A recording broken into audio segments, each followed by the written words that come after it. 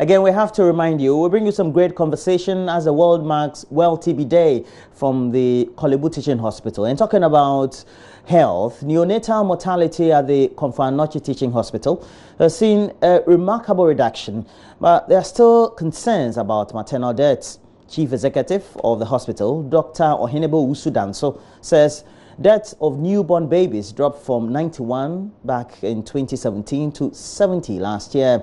Over the same period, the number of women who died went up from 102 to 123. Dr. Usudanso says the construction of the new mother and baby unit largely made a difference. Nanache, I wish to emphasize also the tremendous contribution that the construction of the Nana Efiakobi Sewa Ampin Naksa Center, initiated by the First Lady Mrs. Rebecca Akufo-Addo, has had on the hospital's operations. The ultramodern facility has helped reduce neonatal mortality at the hospital by 20%, very, very significant, and in addition brought down the waiting time for emergency life-saving services at the Obstetrics and Gynecology Directorate from an average of 1 hour in the past to an average of 20 minutes currently. What this means is that pregnant women in need of emergency surgeries virtually do not have to queue, as was the case prior to the establishment of the center. Despite such improvement, however, maternal mortality stood at 123 deaths in 2018 as against 102 recorded in the year preceding this. In the months and years ahead, the hospital intends to work closely with the Ghana Health Service and other stakeholders in improving the management of hemorrhage and hypertension-related diseases in pregnancies, the two major contributions to the high mortality rates in this part of the country. This is because over 80% of cases recorded at the hospital were referred from facilities far and near. As it is well known, the window of opportunity for saving such women is very short. It is imperative that the provision of the appropriate interim management of such complications before their referral to the Komfo-Anokye Teaching Hospital remain vital in the fight against this cause of unfortunate maternal mortality. Moving on, the lack of adequate infrastructure for the Laura Nursing College has forced authorities to convert the library of the school to a classroom for practical work. Not all students, though, are able to enter the classroom for these studies due to the high number of students at the college. The school has no dedicated hostel facility for the students, and apparently they have to walk close to an hour just to attend lectures. Principal of the Laura Nursing Training College, Hannah Yorson, disclosed this during the 9th matriculation of the college at Laura. Rafiq Salam reports. The skills I possess, no matter what their race. 123 matriculants of the Laura Nursing Training College took the nursing oath at the 9th matriculation of the college. In confidence, all personal information entrusted to me. Started in a Boro Laura Community Center in 2010, the Laura Nursing Training College first offered only nursing assistant clinical program before adding registered general nursing program later in 2015. Nearly a decade has passed, and the college is still grappling with basic teaching and learning materials, including classrooms and library facilities. The precarious situation of the college was evident at the matriculation ceremony. The students and the invited guests were crammed in a small classroom that has the same size as that of 3 standard bedrooms lumped together. Handkerchiefs and exercise books turned into fans, and the gasp for breath in the poorly ventilated classroom. The Laura Nursing Training College can boast of only 3 structures at the campus, comprising 1 classroom block, the administration block, and a 6-unit room block being used as a hostel facility for the first-year students. The principal of the college, Hannah Yorson, highlighted the nagging challenges that are confronting the college.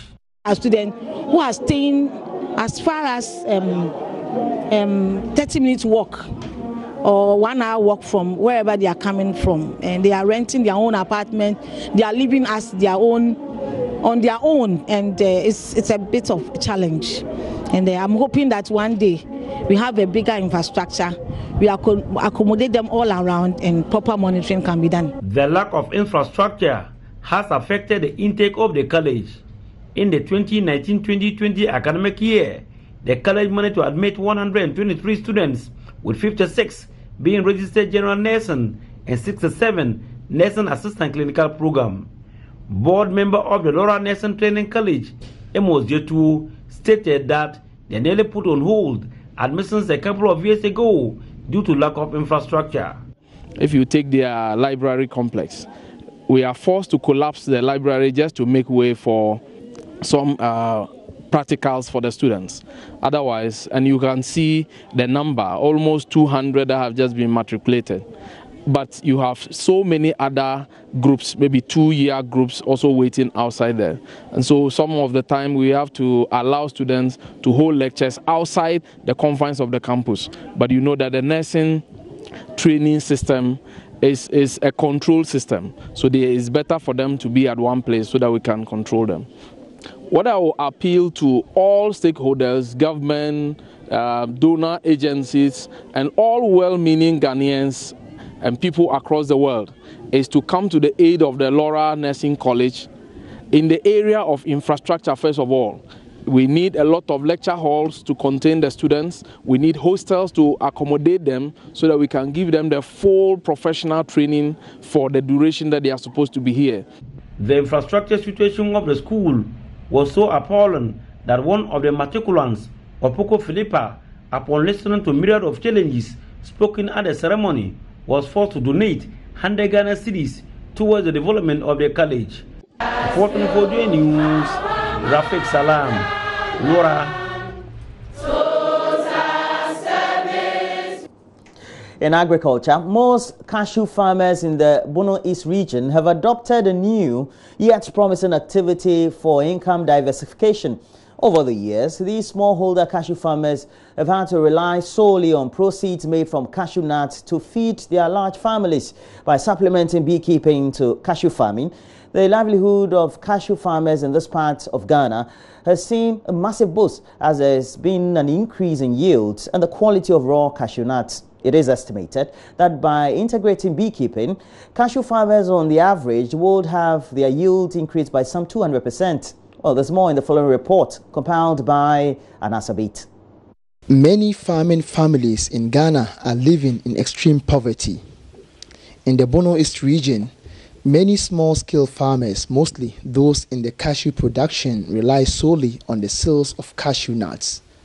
But the problem is that the yields are not enough, and as such, the average cashew farmer in Ghana is plagued with many debilitating problems.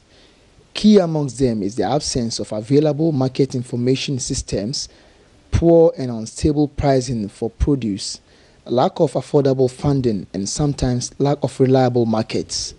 For these reasons, the local cashew farmers who have larger families are struggling to make ends meet. However, a little natural assistance from humble honey bees can make a big difference. Introducing bees into cashew orchards provides good pollination to increase significantly the yield of cashew nuts. Plus, the bees produce honey and the beeswax that can be sold to generate additional income. Bees for Development is an international charity organization specializing in alleviating poverty through beekeeping. Janet Lowere is the Africa Programs Manager. We are promoting beekeeping to support livelihoods as a source of income, so to give people an alternative option to add to their farms. And in addition to getting the income from selling honey and also beeswax, of course, bees are also very important to increase the yields of the crops which they pollinate. Though many people are afraid of the bee sting, which causes sharp pains and the swelling of the affected part, these women here in Ofuman are brave enough to venture into beekeeping. The truth is that it isn't that scary. We are like friends with the animals.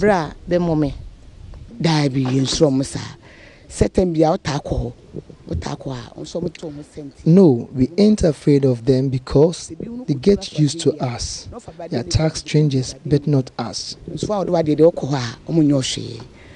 They all testify that since venturing into the beekeeping business, their cashew production has seen a massive facelift. It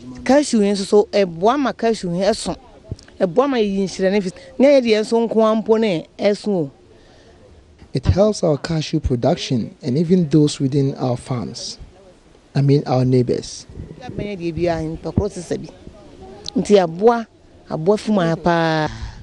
But has beekeeping helped in improving the financial statuses of these women? We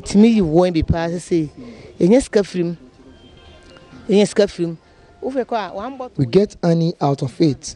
We get money from it too. One bottle is now 40 Ghana cedis. So it's helping in paying our kids' school fees and other family businesses.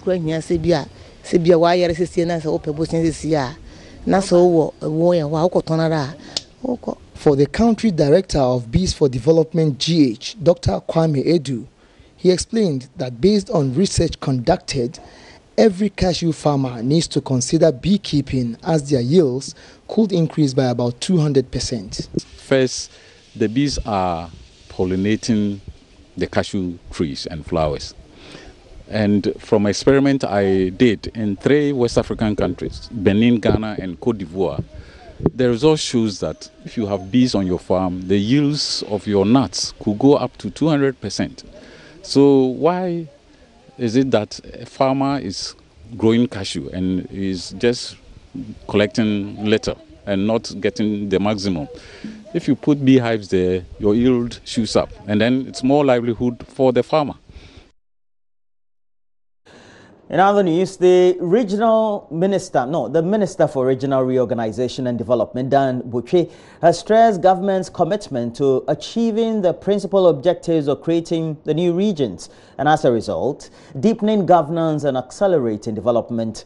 He indicated that government had commenced structural works to ensure administration of the new regions start in earnest. And as a result, also readied the 120 million Ghana cedi seed money for the 6 new regions to cater for their priority needs in laying a solid foundation. He said this during an inspection of some temporary structures in Dambai, earmarked for the commencement of administration of the Oti region. The Minister for Regional Reorganization and Development, Dan Butchie, Volta Regional Minister, Dr. Archibald Lecha, Uti Deputy Regional Minister Designate, Maxwell Blagoji, and the Head of Local Government Service, Dr. Engineer Nana Atu Arthur, after a staff deba inspected a restaurant facility which would possibly be converted into an office complex.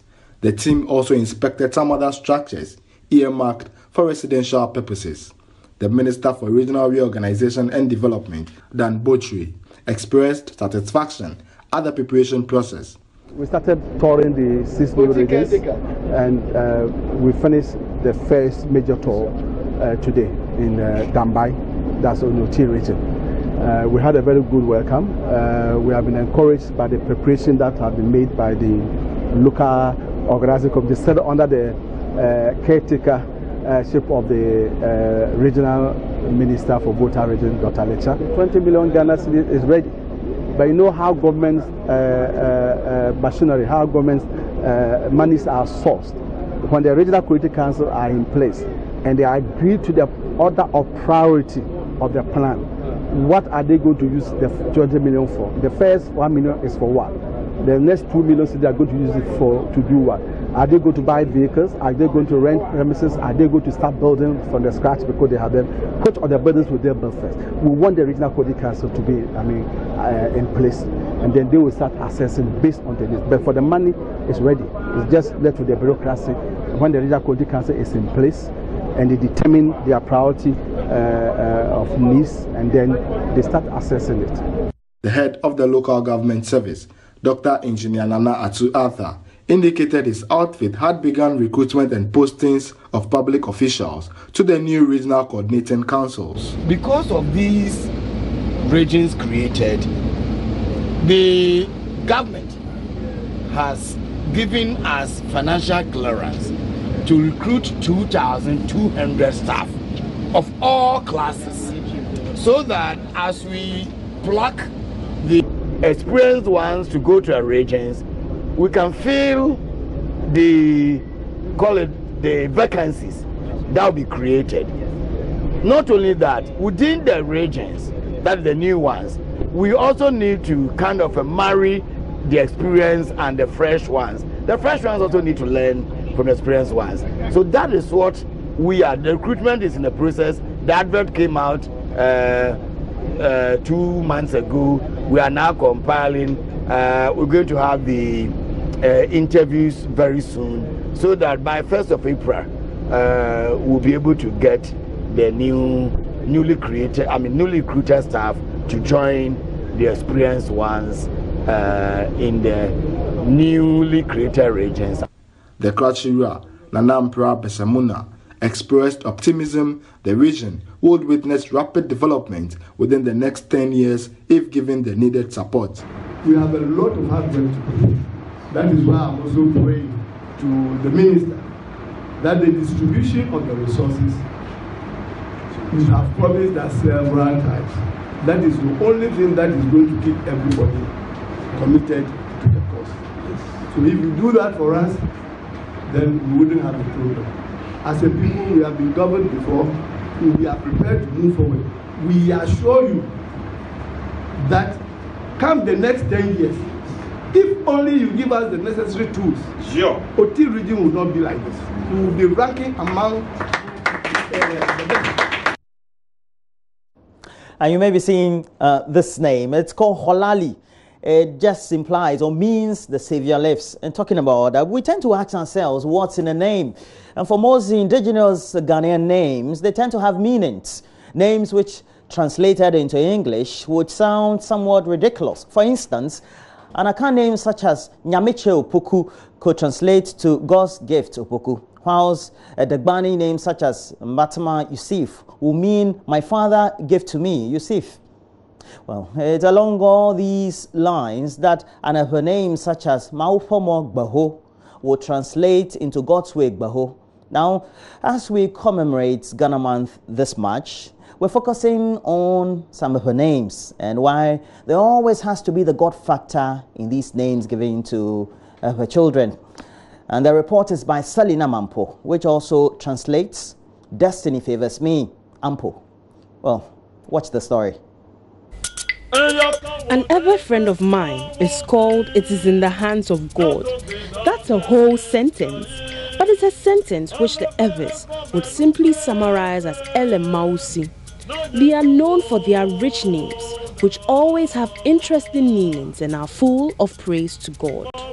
Temi de Maunu Amejeko, a shopkeeper, tells us what her name means and the circumstances surrounding her birth. My Ewe name is Temi de Maunu. It means draw us closer to God.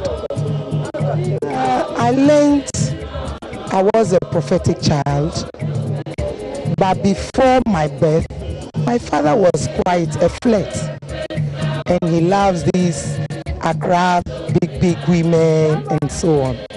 So when the prophet visited that time and inquired of my mother, so as my mother came, she conceived me. And when she gave birth to me, they said, this is Temi de Maunu. I'm supposed to draw them from all evil, behaviors, attitude, and whatever. Others gave their children names that recognized the God factor before the advent of Christianity. They acknowledged the presence of a supreme being in their lives and referred to that force as Mau Sogbolisa. Social linguistics lecturer Evashed Amuzu explains how they apply it to their names. Mau existed long before Christianity. So we always had the concept that there's Mau Sogbolisa. We have Mau names, Mauena, Mau Lolo, Mau Nyo, and so on. All of these are, as I said before, the opportunity that the name givers have to praise God, to show the appreciation, and to signal one form or the other what they think God has done for them. Sir, for example, is another name for God. You know, Maui is the one we talk about most of the time. Sir is the fuller version of Sir is Dogbasa, the God of destiny. And always regard Maui as more or less also a God of destiny. So that's Sana, Sarufia, Sadam. They were there long before Christianity. Often, Evers get teased with their names, which are usually heavy on the tongue. Names like Buchomekpo, Mokpokpo, and Chwekeo are just a few. To prevent any slips or fumbling when pronouncing their names, some Evers translate their names into English. It's also true that pronunciation of Ewe names may pose a problem to other people who do not speak Ewe. So some parents may decide that the concept that they want to express in Ewe, they will rather express it in English to reach out to all of that transmitted me. When I asked my father, he says that when I was born, he felt that God has always protected him, and my birth again shows that that is the case. So in every, it means Vovolimavo, everlasting shelter, Vovolimavo, which he then translates into English as Evershed. So I happen to be the first to have that name. For non-Ewes, maybe they may have to eat a morsel of akple and okra to provide some fluidity on their tongues, just so they can mention these names with long. Love. Anyway, that'll be it for the latest news update. Well, you have an interesting indigenous Ghanaian name which has some great meaning. Please let us know as well. And where you can tag us and also send us more of those comments will be on JoyNews on TV on Facebook. We'll tend to go there, I promise. If we have many of those names, we'll go to our page and read some of them and their meaning to all of you as well. But that'll be for the latest news updates.